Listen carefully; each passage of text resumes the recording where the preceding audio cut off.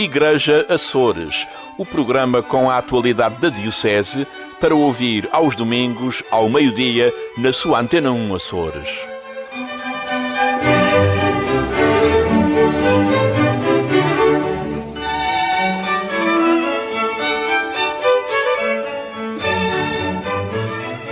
Boa tarde, seja bem-vindo a mais uma edição do Igreja Açores. Hoje, no nosso espaço de entrevista, conversaremos com Piedade Lalanda, socióloga e antropóloga, sobre a família. A exortação apostólica à alegria do amor foi apresentada há um ano e é tempo de refletir sobre a sua aplicação nos Açores e no mundo. Para já, atualizamos a informação da Diocese açoriana. Depois da campanha do Advento, o Serviço Diocesano de Apoio à Evangelização, Catequese e Missões lança um novo desafio às crianças e às famílias. O padre Jacob Vasconcelos, diretor do Serviço Diocesano, garante que muitas famílias gostaram da experiência do momento de oração em ambiente familiar. A verdade é que houve uma ótima ressonância, houve muitas paróquias que aderiram. E isso para mim provou-se porque agora recebi telefonemas de vários sacerdotes, vários catequistas a perguntar quando é que saía a próxima campanha e até o nosso bispo também manifestou vontade de que voltássemos a ter uma iniciativa deste género. As famílias que fizeram, nomeadamente aquelas que eu acompanhei, sobretudo na paróquia da Ribeirinha, na terceira, manifestaram muito gosto e disseram que tinha sido uma oportunidade muito engraçada porque lá está. As pessoas até podem rezar individualmente, mas aquela experiência de oração familiar não tinha sido feita para algumas famílias que já estavam juntas há 20, 30 anos. Foi uma absoluta novidade para eles. E já manifestaram vontade de voltar a agarrar a campanha da Quaresma, o que é um bom sinal. Na Quaresma, o momento de oração em família deverá manter-se e o jovem sacerdote explica o restante desafio. Vai brotar um compromisso a partir da própria palavra Quaresma. Nós tomamos cada letra por ordem e cada letra vai servir de mote a um compromisso. No primeiro dia, a Quaresma, a palavra que, vai insistir muito no querer, o que é que nós queremos, a vontade que nós temos de renunciar a algo, etc.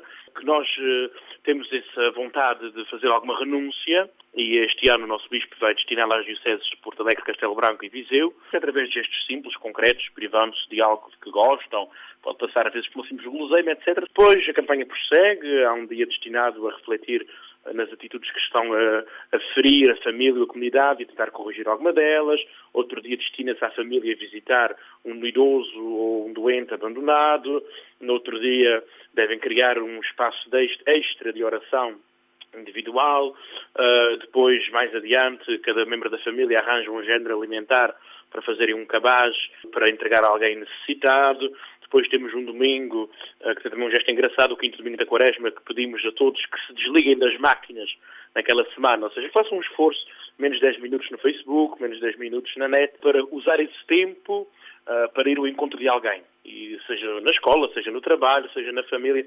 Depois, no Domingo de Ramos, por fim, a letra é o M de Maria, e Nossa Senhora foi uma ouvinte atenta da Palavra de Deus e pô-la sempre em prática na sua vida, então o gesto vai ser desde a segunda-feira santa até à quinta-feira, cada um vai ser convidado a meditar uma passagem bíblica que nós indicamos.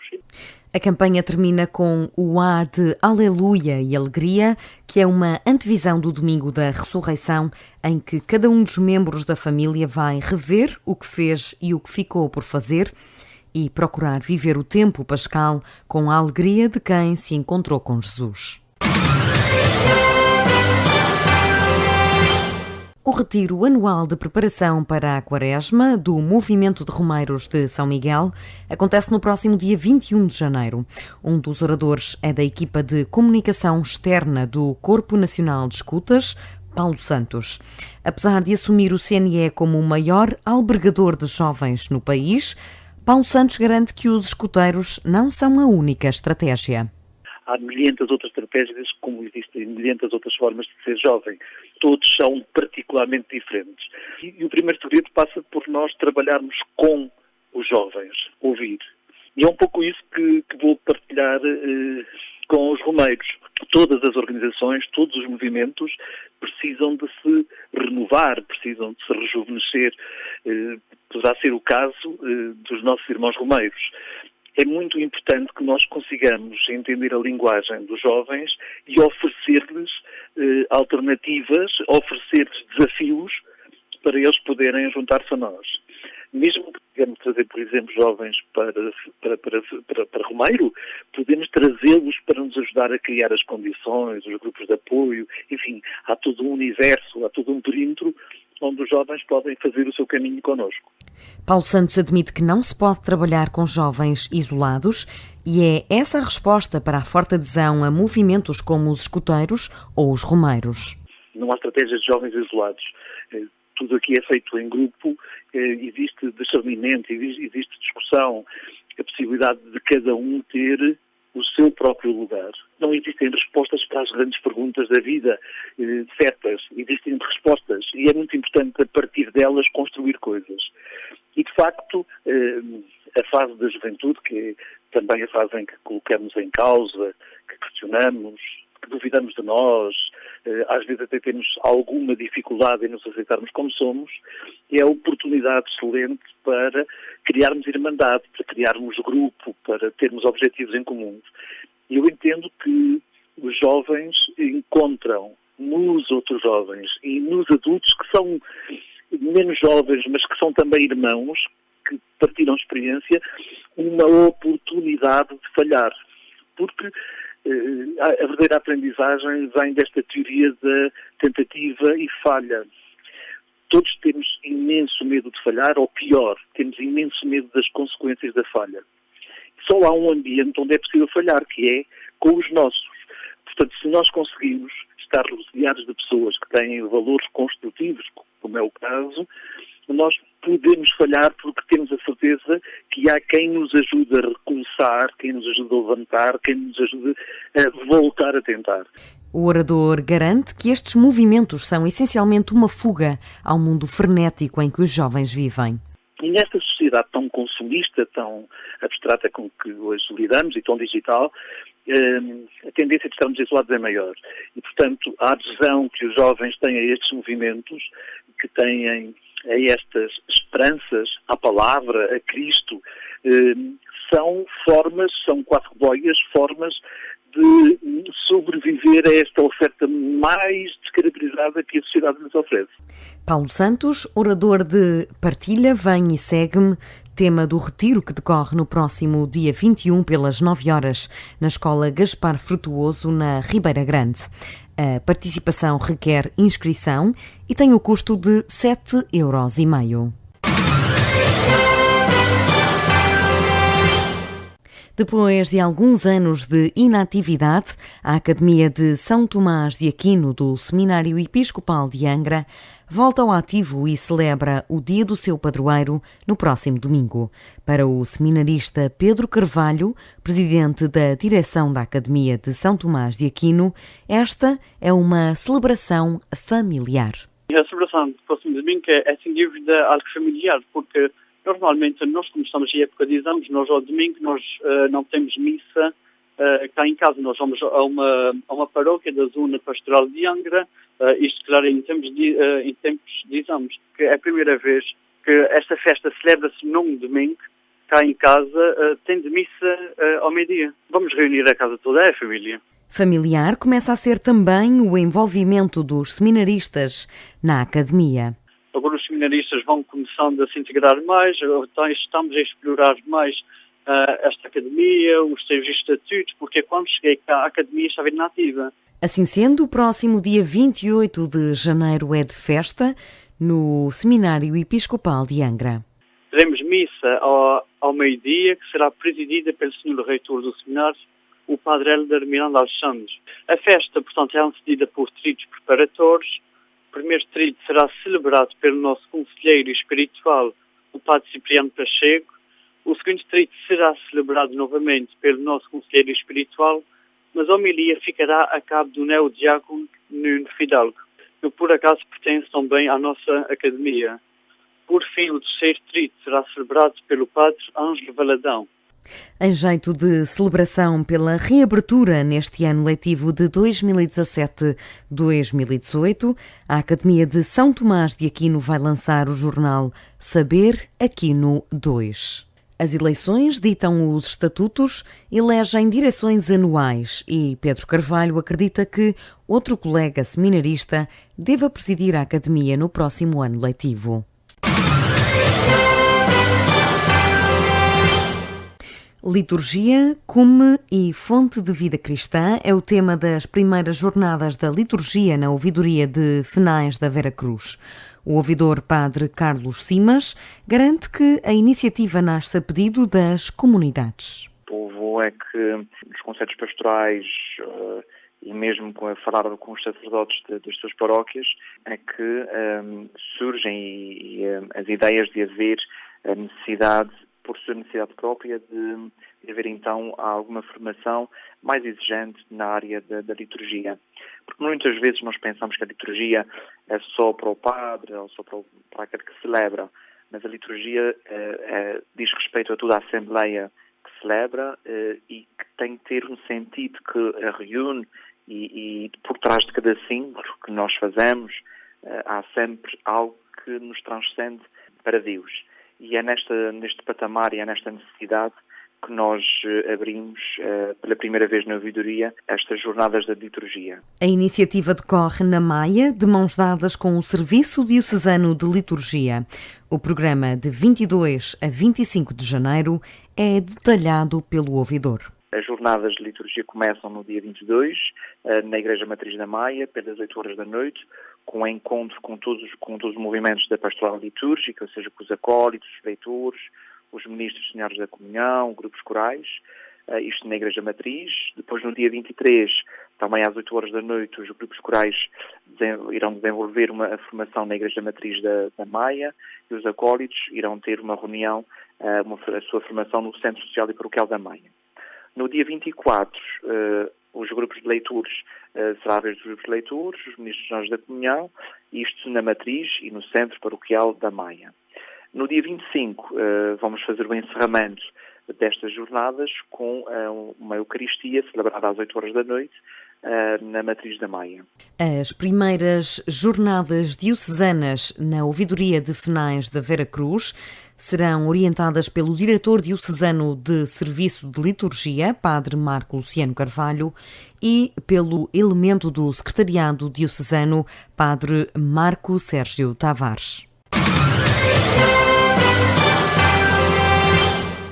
Cerca de 150 equipistas das equipas de Nossa Senhora participaram no retiro do passado fim de semana, orientado pelo presidente do Secretariado Nacional da Pastoral Social e da Mobilidade Humana.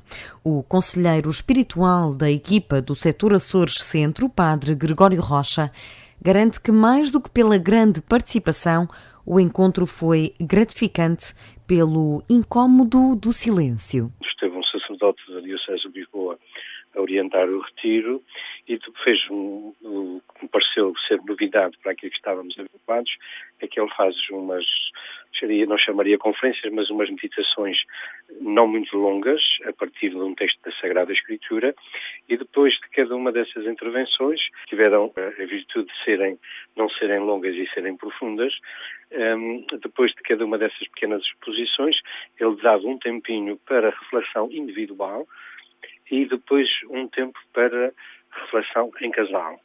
E depois também, num segundo trabalho, optou também por um tempo que nós chamamos de reunião mista, que é um grupo feito com casais de diferentes equipas. Ora, esta última parte já estávamos habituados a isso, mas aquele tempo de reflexão individual, que é mais difícil, estar ali 20 minutos, meia hora sozinho, a meditar e a pensar, não é fácil, e não foi fácil, sobretudo a primeira vez. Já em casal a coisa foi mais fácil, mas creio que isto foi importante dar esta oportunidade, porque o eco das pessoas apareceu exatamente assim. Foi difícil estes momentos de silêncio. O sacerdote encara este retiro como um novo fôlego para as equipas. Esta participação bastante grande, com representação de quase todas as equipas, permitiu depois, ou vai permitir, que vá um novo fôlego para as equipas. Um retiro é sempre uma ocasião de recarregar baterias, não é? De aprofundar aspectos, e isso depois, naturalmente, que levam uns para os outros, para aqueles que não puderam estar, para ajudar a revigorar as equipas. E depois há um desafio também que foi feito, que é as equipas não se fecharem sobre si próprias, mas levarem também isto que vão descobrindo e esta experiência que vão fazendo, levar a outros casais. É também prática comum nestes retiros a participação de casais que não pertençam ao movimento. Nesta edição, que decorreu no Seminário Episcopal de Angra, participaram 66 casais equipistas e 4 casais convidados.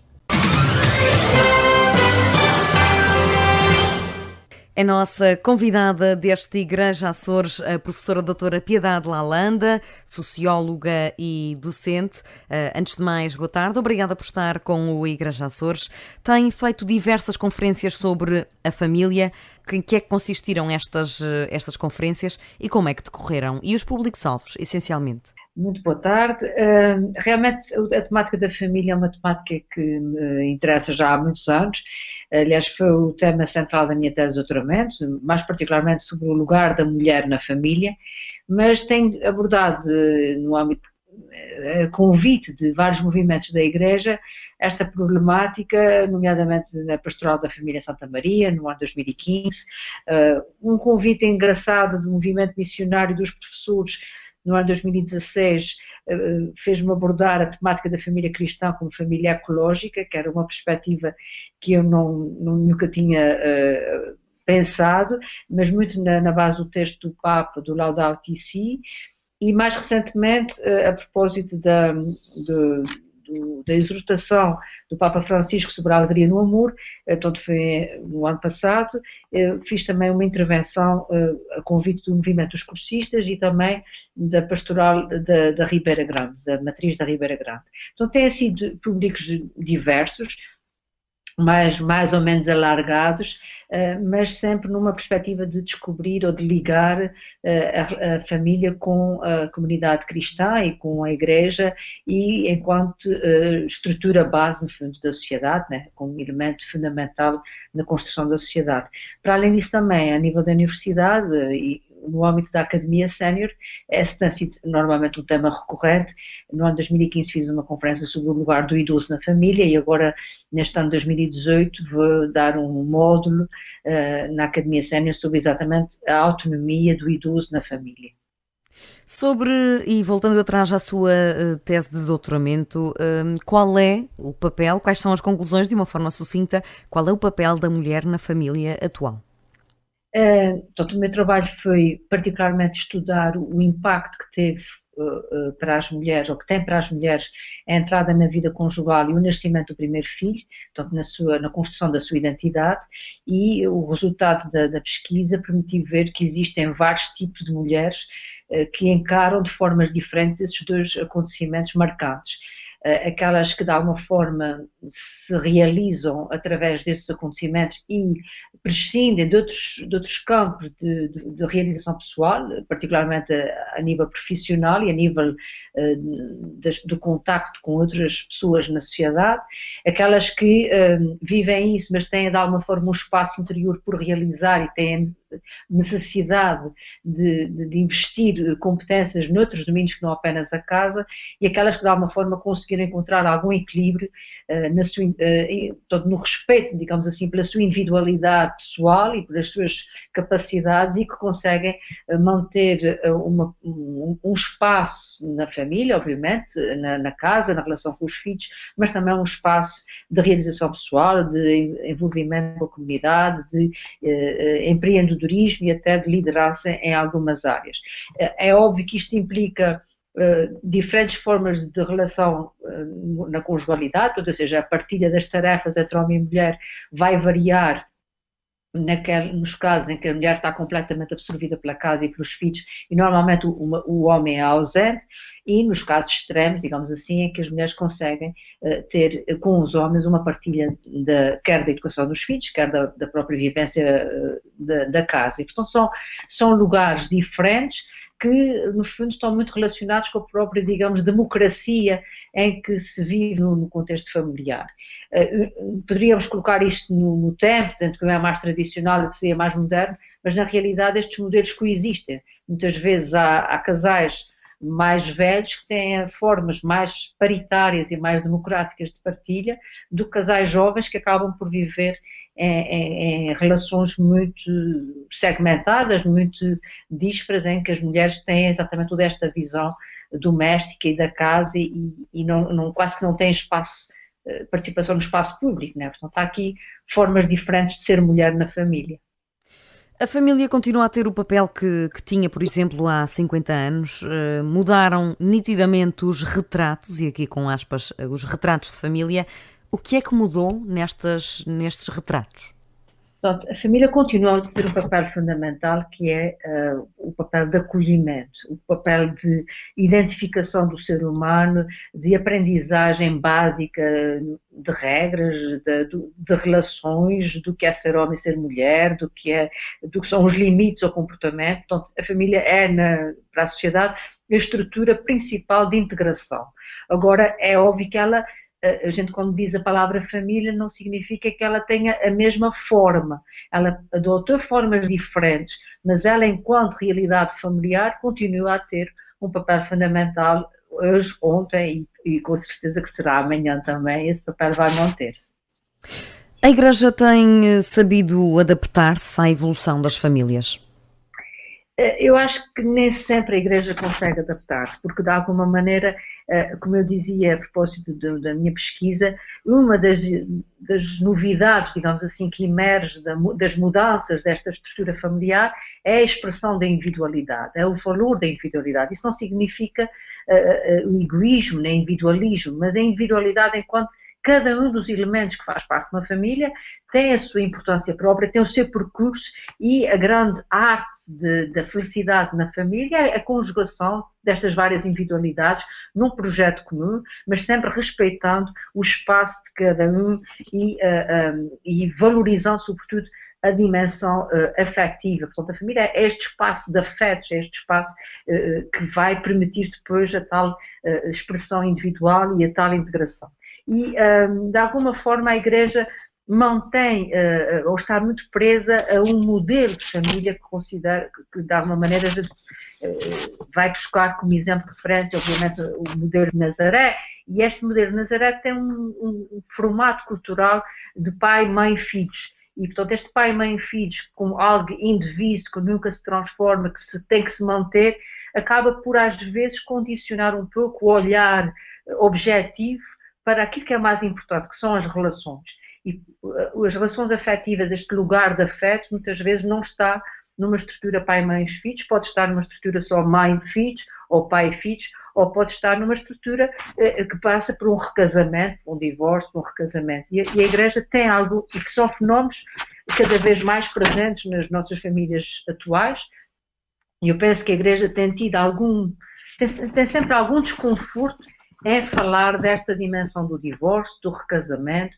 das famílias monoparentais, e de alguma forma não tem colocado no seu discurso como é que se pode olhar com um olhar cristão estas realidades que acontecem e que muitas vezes são justificadas por situações de grande perda de dignidade, e que há casais que se separam porque há realmente ali um desrespeito para tal individualidade dos membros do casal ou relações menos positivas entre pais e filhos. E, portanto, há que também ter um olhar objetivo, claro, e não ficar preso a uma imagem que por vezes não corresponde à realidade. Às vezes desgosta-me um bocadinho que a Igreja colabore no casamento, né, que participe que seja um quadro de referência para o casamento, mas depois, quando esse casamento não funciona, digamos, entra em ruptura, a Igreja de alguma forma tenta ou afasta-se um bocadinho desta situação. E esse aspecto é muito importante porque, no fundo de Natal e exortação do Papa Francisco, uma do arrojo, digamos assim, do texto do Papa Francisco é falar exatamente da violência na família, é falar da importância da sexualidade na família, é falar da reciprocidade como base estruturante das relações familiares. E a Igreja tem que realmente ter esse discurso do respeito pela individualidade, do respeito pela dignidade, da importância da reciprocidade, e eu penso que nem sempre, talvez porque está presa, como eu digo, uma imagem mais ou menos de postal, esquece que a realidade das famílias vai muito para além da tal visão tradicional. É uma forma de viver em família, mas há muitas formas de viver em família. E como é que a Igreja está a aplicar esta exortação à alegria no amor no mundo? Eu tenho pena de não ouvir falar mais deste texto. Este texto é extraordinário. Há um ano, quando me convidaram a refletir sobre o texto e sobre, no fundo, o amor o que é que o amor é realmente, o que é que o amor implica e o que é que, no fundo, é o tal amor verdadeiro, que é, no fundo, o amor cristão, né? Eu achei de uma intensidade, de uma revelação que transforma e que pode transformar as vidas dos casais e das famílias, e não tenho visto que esse discurso esteja a servir, digamos, de referência para as reflexões. Talvez, pronto, também poderia estar a falar ao nível do discurso das homilias, o discurso que os padres, que os sacerdotes têm na comunidade. Penso que se pôs um bocadinho de lado este texto bíblico, que é do Papa Francisco, que foi um texto bíblico, né, que parte do texto bíblico, e penso que se esquece um bocadinho a dimensão revolucionária que o texto tem, porque desmistifica muitos dos mitos e de muitas das ideias um bocadinho bolorentas que às vezes a Igreja do passado poderia ter. E eu acho que é muito importante que se liberte os cristãos de preconceitos, de contradições, e que se fale um discurso próximo da realidade dos problemas que se vivem nas famílias, e não tentar sempre, como diz o povo, dourar a pílula, né? Fazer parecer que a realidade não é um bocadinho diferente. Não, a realidade é por vezes de ruptura, mas se nós formos ao essencial da família como espaço afetivo, como espaço de dignificação e de identificação das pessoas, eu penso que há sempre aí um lugar para trazer a mensagem cristã. Piedade Lalanda, se por um lado é lugar comum dizer-se que os jovens estão afastados da Igreja, os Açores registram atualmente um número inédito e recorde mesmo de casamentos religiosos. A que é que isto se pode dever? Eu não sei a sua fonte estatística de onde é que provém. Do CPM. Do CPM. Exatamente. Provavelmente vem exatamente da Diocese, mas o que é certo é que nós temos um problema contraditório em relação a estes números da Diocese, que são aqueles que se passam, vão para a estatística, né? Portanto, como sabemos, a Igreja tem um acordo com o Estado, portanto, a concordata, e na realidade estes casamentos ao abrigo da concordata têm vindo a diminuir de uma forma drástica, ao ponto que os Açores são a região do país onde há uma percentagem de casamentos religiosos mais baixa. E nós sabemos que esses casamentos religiosos são os católicos, porque as outras igrejas não têm esse acordo com o Estado. Portanto, há uma diminuição muito significativa. Agora, há um fenómeno na igreja, nos casamentos religiosos, que é o duplo casamento. Há muitos casais que casam na igreja, mas já estão casados civilmente, ou seja, digamos que vão ratificar ou duplicar este compromisso desta feita diante da comunidade cristã ou da comunidade católica, mas já estão no cartão de cidadão, já têm o estado civil casado. Portanto, este fenómeno do duplo casamento, por razões várias, se calhar por razões económicas ou financeiras ou por outros motivos quaisquer, é algo que preocupa, porque está, no fundo, a esvaziar, particularmente na região, o sentido da concordata, que era realmente um acordo para firmar casamentos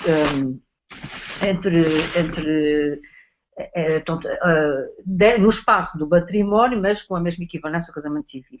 Um outro aspecto também que me preocupa é quando olho os números do divórcio, que nos Açores, por exemplo, em 2016, houve, por um lado, 635 casamentos, desculpa, não estou dizendo o número errado, vou dizer o número certo, 922 casamentos, e dissolveram-se nesse mesmo ano 635 casamentos. Portanto, há aqui nos Açores um duplo fenómeno. Por um lado, ainda somos uma região com uma taxa de nupcialidade baixa comparativamente àquilo que já foi no passado, mas mais alta relativamente a outras regiões, mas em termos de divórcio também temos uma taxa extremamente elevada. E quando nós olhamos esses divórcios, portanto, esses tais de 635, 204 foram de casamentos católicos, portanto, que se dissolveram.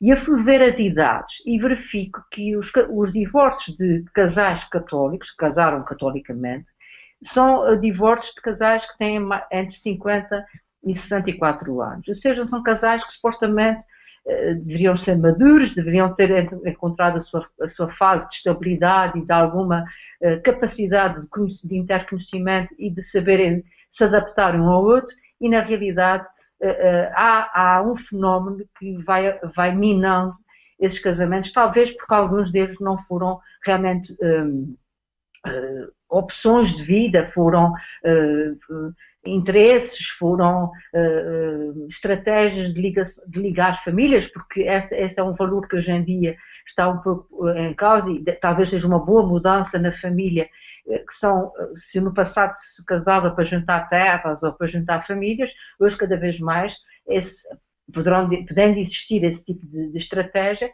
a razão fundamental é realmente o afeto, é o projeto comum, é a vontade de viver com alguém.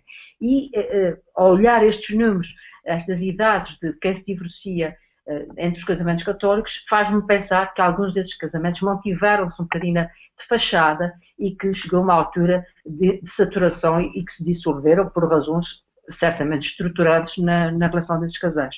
Portanto, a Igreja está a ser palco para muitos casamentos de pessoas casadas, como eu digo, de pessoas que já estão civilmente casadas, e se calhar tem que refletir se é só um palco, se é só um cenário, se é um espaço bonito para uma festa que se quer com pompa e circunstância, ou se é realmente uma comunidade que acolhe os seus membros, que é testemunha desse compromisso no âmbito da comunidade cristã, e isso faz toda a diferença, e os números poderão se calhar não corresponder a uma realidade vivida, mas apenas uma realidade que tem tudo um aspecto ritual e que tem um aspecto simbólico, que obviamente continua a ter a sua importância. Agora passamos ao batismo. O que é que faz os pais açorianos batizarem os filhos quando não pretendem de todo dar seguimento à vida cristã ativa e comprometida? Isso tem um bocadinho a ver com o que eu estava a dizer em relação ao casamento. O batismo também pode ser mais um ritual simbólico, bonito, que tem uma dimensão também de profana, de juntar famílias, de fazer uma festa, de investir, portanto, numa dimensão externa do fenómeno, mas não propriamente de um compromisso de integração numa comunidade, de acolhimento numa comunidade. E, portanto, estes atos bonitos que levam até um investimento material não alteram ou não correspondem a uma verdadeira vontade da parte dos pais, mas às vezes é uma espécie, desculpe o termo, de carimbo no passaporte. Não vai um dia ser preciso ser batizado para casar na igreja e depois não tem este carimbo no passaporte. E isto, quando é entendido nesta ótica, salvaguardar a proteção, às vezes até com algo de mágico associado, não corresponde, no fundo, a uma vontade real de iniciar, de integrar. Isto não significa, obviamente, que não haja jovens que foram batizados, que eventualmente foram educados na sequência de um compromisso dos pais no sentido da fé cristã e que depois optam por não continuar, por não dar continuidade a essa aprendizagem, não dar continuidade a uma prática cristã. Mas aí os pais fizeram o seu papel de não só os acolher, os integrar na comunidade, mas de lhes dar, digamos assim, o beabá da fé. E mais tarde estes jovens poderão usar esse beabá ou não, usar às vezes até não, afastarem-se e depois regressarem em determinados momentos da vida em que sentem que há ali uma âncora que lhes foi, no fundo, ensinada e que eles rejeitaram durante um tempo, mas que faz sentido. E há qualquer coisa que ficou. Agora, aqueles pais que usam o batismo apenas, como eu digo, para carimbar o passaporte, aí não estão realmente a comprometer-se com uma educação nos fundamentos da fé, que é fundamental para se poder fazer escolhas. Piedade Lalanda, imagino que nas comunicações que vai fazendo sobre a família também haja espaço para o debate. Quais são as maiores dúvidas que lhe colocam? Quais são as ânsias das pessoas que estão a ouvir estas comunicações sobre a família? Eu não sou da área da psicologia, obviamente, sou da área da sociologia e da antropologia. As pessoas muitas vezes gostariam de ter uma receita para resolver os seus próprios problemas, né, as suas dificuldades de relacionamento, mas o que me agrada de alguma forma, quando estou às vezes a falar em algumas dessas circunstâncias, ou abordar temáticas como a violência doméstica, o direito à individualidade, o respeito pela criança, e muitas vezes não haver modelos educativos em que as pessoas tratam os filhos como se fossem todos iguais e comparam os filhos entre si. Então, digamos assim, exemplos que vou introduzindo para ilustrar a importância do sentido de comunidade, etc. E as pessoas se reverem nesse discurso, se reverem os seus problemas, as suas dificuldades têm a ver um pouco, talvez, com esse olhar, com essa não pensarem de que estão a contribuir um pouco para as suas dificuldades e que se calhar têm que repensar a forma como se olham um ao outro e como pensam a realidade da sua família. Portanto, de alguma maneira, vão encontrando elas próprias a resposta, e eu acho que isso é o mais importante quando nós estamos a falar sobre uma temática que é muito próxima das pessoas. Não é propriamente lhes dar uma receita, mas é que elas possam olhar para dentro de si, porque é aí que está o início da solução. Nunca nós, claro, podemos consultar um terapeuta, podemos consultar um consultor, né, um conselheiro, mas essas pessoas só serão eficazes na medida que nos fizerem olhar para dentro de nós e nos fizerem encontrar-nos connosco próprios. E essa é que é a grande magia, digamos assim, da mudança numa família. É que muitas vezes não se dialoga, não se fala, engole-se, silencia-se aquilo que se tem para dizer ao outro, fica-se magoado, mas não se diz que ficou magoado, e todas essas reservas, digamos assim, que se vão guardando nesse sótão ou nessa cave das nossas existências, há um dia que saia de uma forma explosiva e só fica sempre aquela frase: que pena não teres falado na devida altura. E, portanto, eu acho que é muito importante ajudar as pessoas a olharem para dentro e a refletirem sobre aquilo que está a minar a sua relação familiar, está a minar a sua relação conjugal, e vamos sempre a tempo de recuperar esse tempo perdido e de passar a ter uma atitude diferente. Agora, se formos calcando, se formos guardando de uma forma aparentemente simpática, né? Que não dá nas vistas, que os outros acham que somos a melhor família deste mundo, mas que na realidade temos muitas coisas guardadas na cave que não resolvemos. Fomos deitando, é como quem não faz a arrumação dos seus bens e vai metendo para o lado, vai metendo isso um dia de ver, isso um dia de olhar para isto, um dia de arrumar, um dia de fazer a seleção. E chega a uma altura que é tanto material que está ali acumulado que não dá como encontrar um caminho. Portanto, é muito importante ir resolvendo sistematicamente aquilo que nos preocupa, falando, dialogando, fazendo experiências comuns. Às vezes não é preciso falar muito, mas sair, passear, jardinar conjuntamente, ver um filme e fazer um comentário, são momentos de comunidade que ajudam a construir também o sentido de família. Piedade Lalanda, há pouco falava também sente que a exortação pós-sinodal ainda não saiu a 100% do papel como devia. Que outras formas haveria, e falou há pouco das homilias dos próprios sacerdotes, seria uma boa forma de falar e de expor este documento? Que outras formas haveria de divulgar a alegria no amor um ano depois dela ter sido mostrada ao mundo pelo Papa Francisco?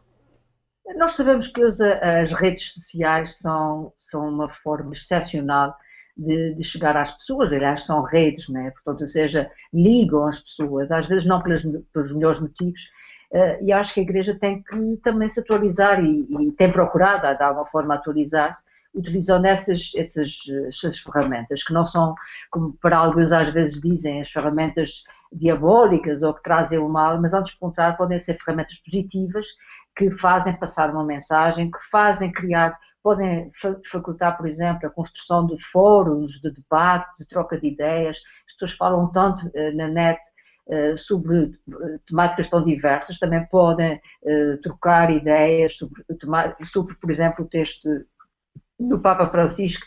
Eu acho que ele tem que ser modernizado, o discurso da Igreja tem que ser modernizado, tem que usar essas ferramentas, tem que transformar-se em mais um material que os jovens vão partilhar, porque essencialmente a esse nível é importante que a mensagem não seja algo que está fechada na igreja. Eu lembro-me quando era criança, a pensar num exemplo, quando eu era muito pequenina e estava na catequese, a catequista, quando nós pegávamos na Bíblia, quase que nos fazia não respirar, porque era um livro que, se a gente pegava, tinha que ter um máximo respeito, como se nós estivéssemos a pegar numa coisa que se podia partir.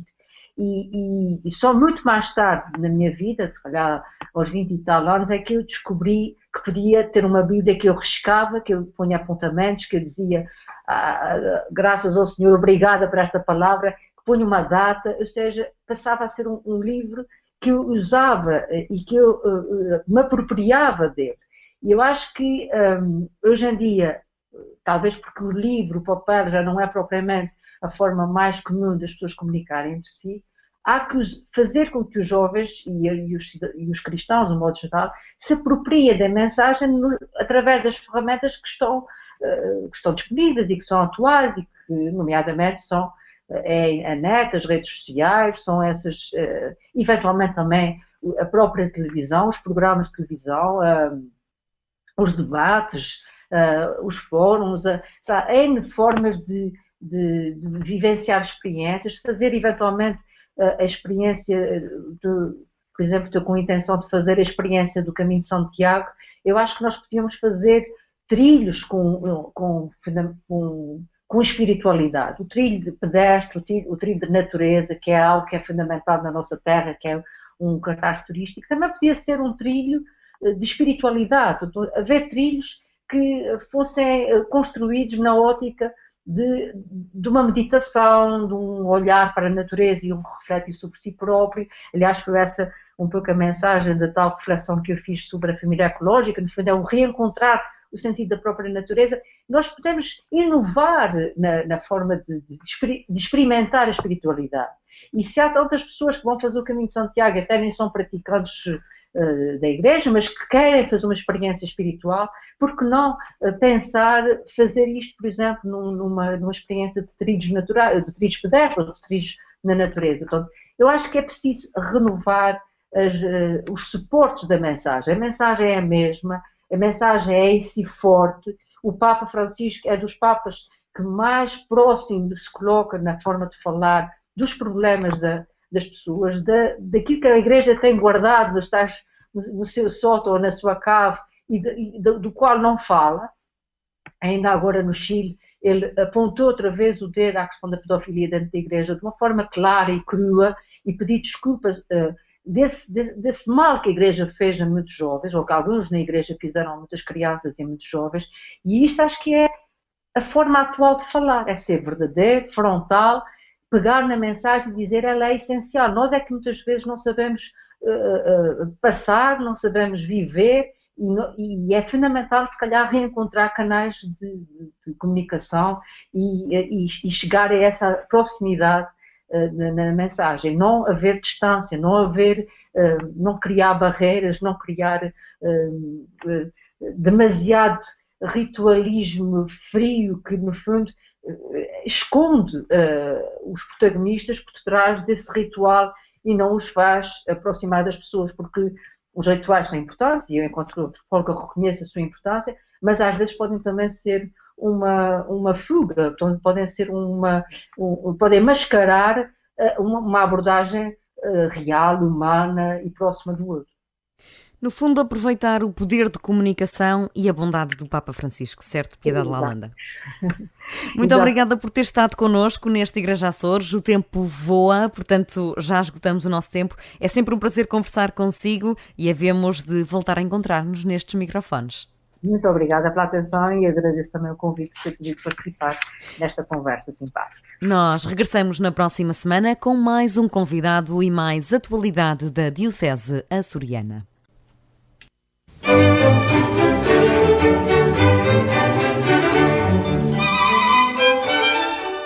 Igreja Açores, o programa com a atualidade da Diocese para ouvir aos domingos ao meio-dia na sua Antena 1 Açores.